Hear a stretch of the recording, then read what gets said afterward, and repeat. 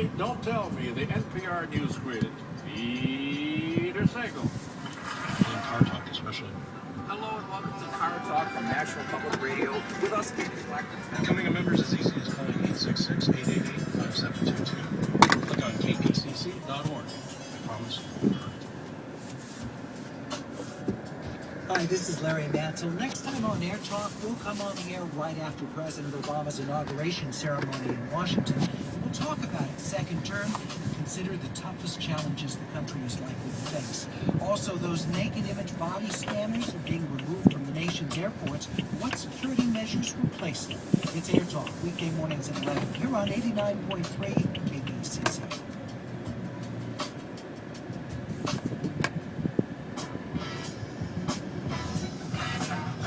Welcome back to Staff Judgment, the fight of your life, from PRX and NPR.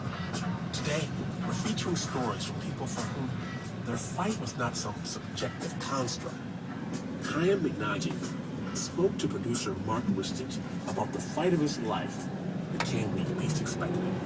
Please know that this story does contain some graphic imagery.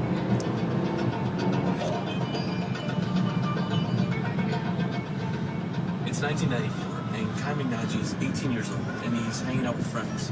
Downtown Jerusalem, it's always bustling, lots of people there. There was a number of clubs, the Underground and the Rock Bar.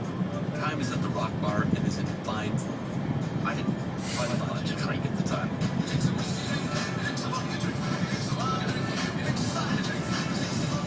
Pretty intoxicated at the moment. Then from his bar stool, he hears what sounds like a celebration in the streets. Out of the blue, I heard, it sounded like firecrackers. He goes to the doorway to check it out. Where moments ago it was bustling with people, there was absolutely nobody there. It looked like a ghost town. There were tables turned over on the side, chairs upside down. There was absolutely nobody around. The Rock Bar looks out at the plaza, and there, 10 feet away, is a lone figure with a machine gun.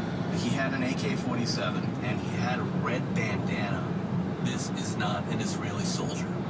Across the plaza, a civilian runs across the street to escape the gunfire. And the guy turned the gun and shot him. My mind was racing, and then the guy turned around and looked me in the eye. When he looked me in the eye, I knew that I was the target. And he pointed the gun at me, and I was like, oh my God. So I just spun around, and as I spun around, bullets started flying all around me. I literally felt a bullet fly by my ear. And then I run, and there were all these people lying in front of the doorway. I stepped all over these people to get right out the back door. I turned to my right, and I saw stairs going up. When the gunfire, Chaim can tell the gunman is moving from the plaza down the alleyway that leads to the back of the bar. The only way out is up. I ran up these stairs. At the top of the stairs, there's a really small area, and there was probably like 10, 12 people. Extremely vulnerable, like very scared, talking very like silent whispers because you didn't want to give your place away. Chaim is the last man that can possibly fit in this nook next to an apartment doorway. One man is lying down, silently gritting his teeth in pain. There was this one guy who was shot through the leg, and he was spurting blood. With every heart pump, his blood was just coming out of his leg. He had an artery that was shot, and so I took off my belt and tied a tourniquet around his leg, just trying to stem the bleeding. Chaim stops the bleeding, but then the shooting got much louder at that point. Bang, bang, bang.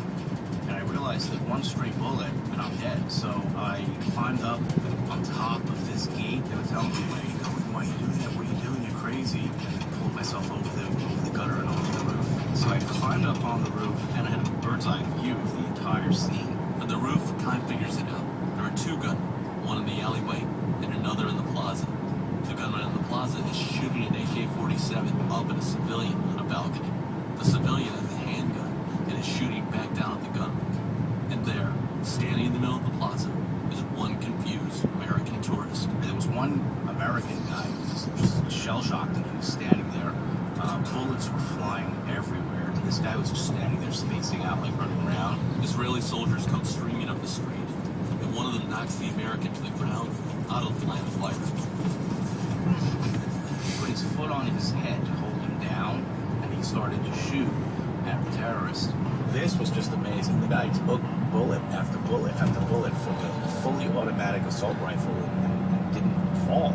And then he stopped, he took out like grenades and started throwing grenades. And not one of those grenades blew up. But what happened was then the soldiers just put it into fully automatic and just riddled him with bullets. Within moments, both gunmen are stopped. One of them was shot and killed right in front of the rock bar, and the other one was shot and killed in the alleyway. The two gunmen were part of Hamas, and the group released a video claiming responsibility for the attack. Even though Khan was spared, others were not so fortunate. They kept pulling the wounded people out from all their different hiding places all over the place. Unfortunately, 2 people were killed. One was a soldier, a female soldier, off duty and just was there at the time. And another one was an Israeli Arab who was walking with his wife.